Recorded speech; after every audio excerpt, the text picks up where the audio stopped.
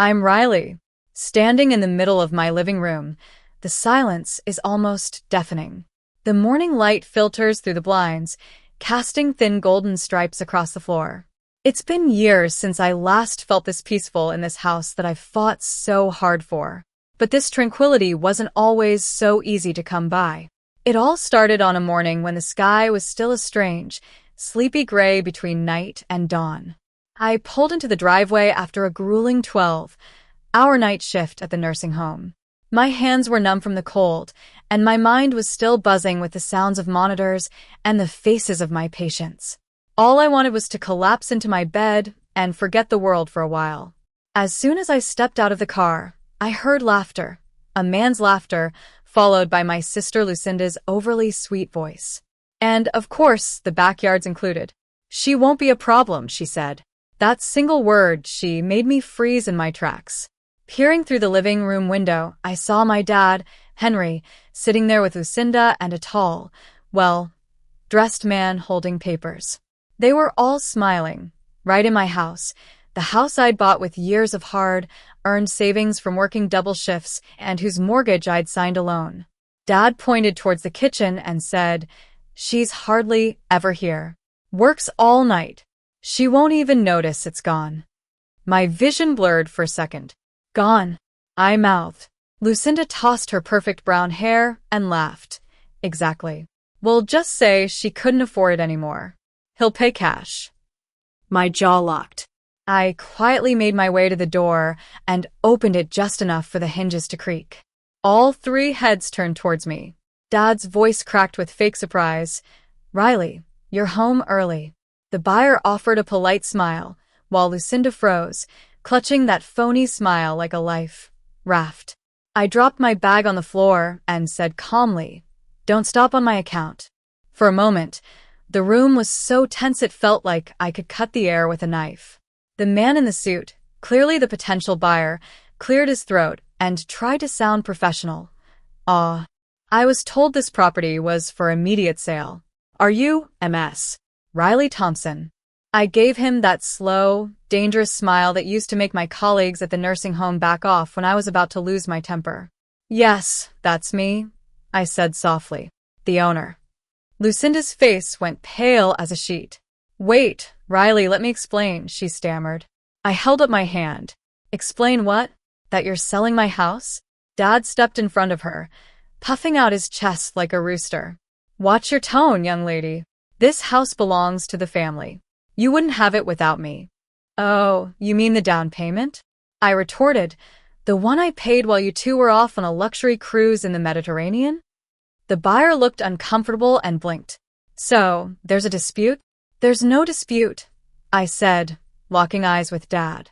"Just a very expensive lie." Dad mumbled something under his breath about ungrateful children. Lucinda tried again, her voice trembling. "Riles, please. We were just trying to profit." I finished for her.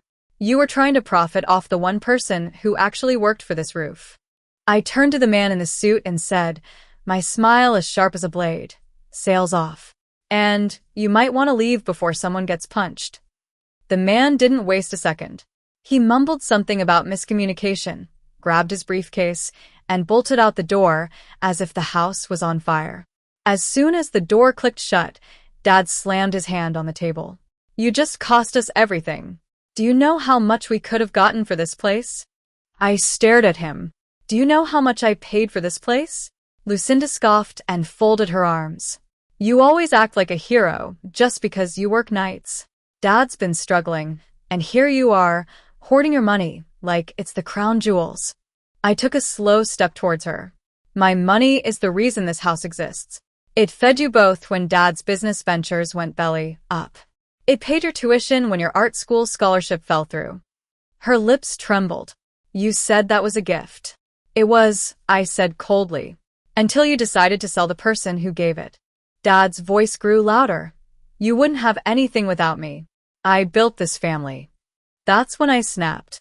"Then why are you always tearing it down?" The silence that followed was so intense it felt like a physical pain. Dad's face turned beet red, and his fists clenched. "You ungrateful brat," he spat. I moved first, my voice low and menacing. You raise that hand, and I swear I'll remind you I've seen what happens to men who underestimate women in the trauma unit. Lucinda's eyes widened, and Dad froze. For the first time, I wasn't afraid. The silence was so thick it hummed in my ears, a mix of rage and long, suppressed fear. Dad's hand trembled in mid-air before he finally lowered it, muttering about disrespectful girls. Lucinda, always the drama queen, grabbed Dad's arm and pretended to cry. Please, Dad, don't. She's just stressed. You know how nurses are, no sleep, no life. I almost laughed. You mean no boundaries? Her tears stopped instantly. You've changed, Riley. Yes, I said. I finally learned how to say no. I walked over to the mantel and picked up a framed photo. It was from the day I got the keys to this house. Dad was standing beside me, smiling, saying, "Proud of you, kid." Now, that same man had tried to sell it out from under me. I gently set the photo down and turned to them. I'll give you 2 hours. Pack your things and leave. Lucinda blinked in disbelief. What? I'm changing the locks by noon, I said firmly. Dad laughed, an ugly, bitter laugh.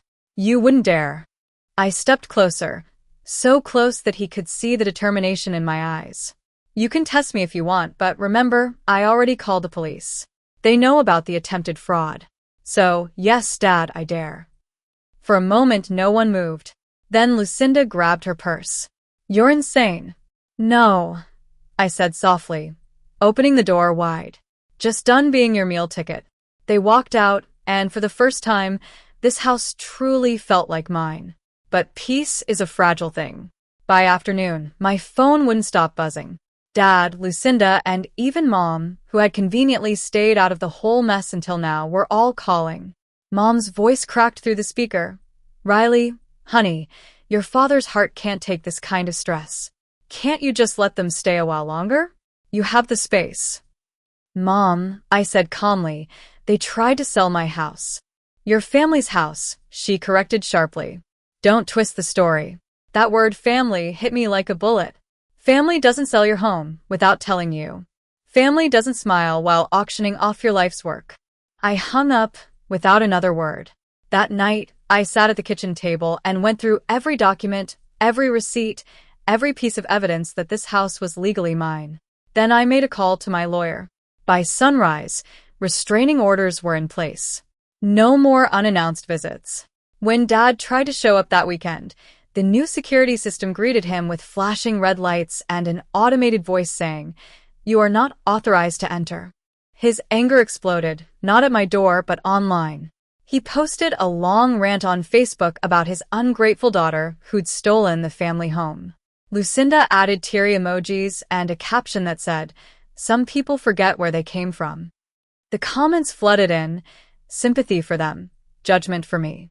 But what they didn't know was that I'd kept every text message, every financial transaction, every screenshot from the months they'd been leeching off me. Instead of replying, I waited. A friend from a local paper, a patient's husband, called me the next day. Riley, I heard all this noise about you online. Just so you know, your name's clean in the property registry.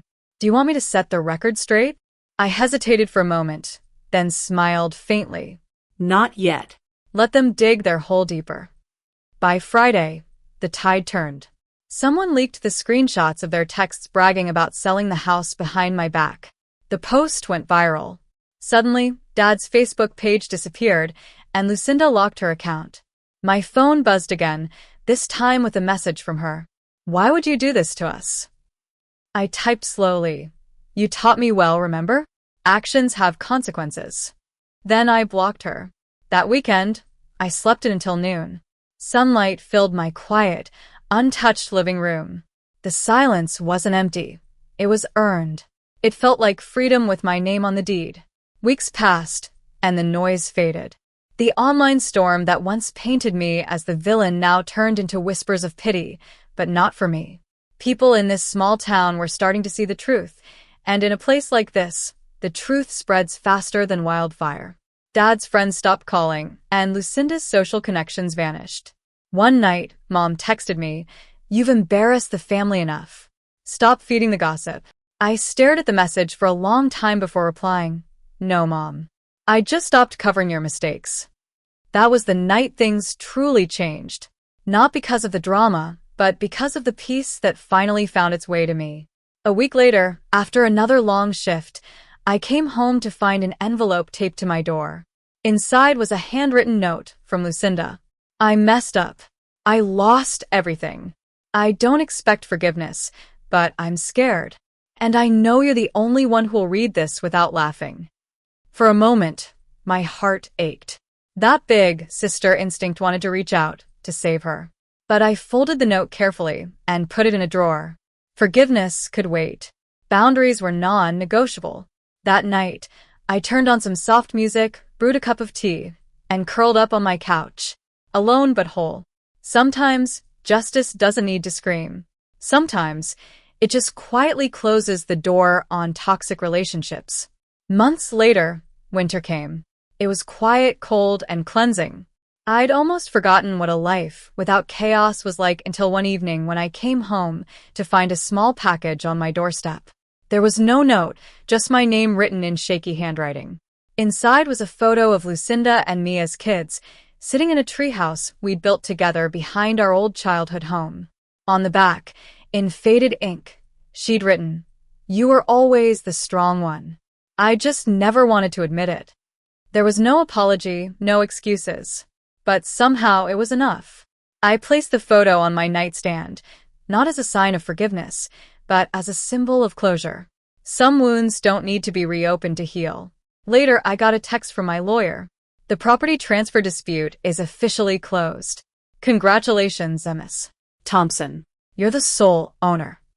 I smiled and whispered, finally. I stepped outside, letting the snow fall on my face. Soft, silent, and forgiving in its own way. Maybe, out there, they'd learn their lesson. But their growth wasn't my responsibility anymore. I'd learned mine. Peace isn't something you're born with. It's something you earn, one painful, necessary boundary at a time. And this time, no one can take it away.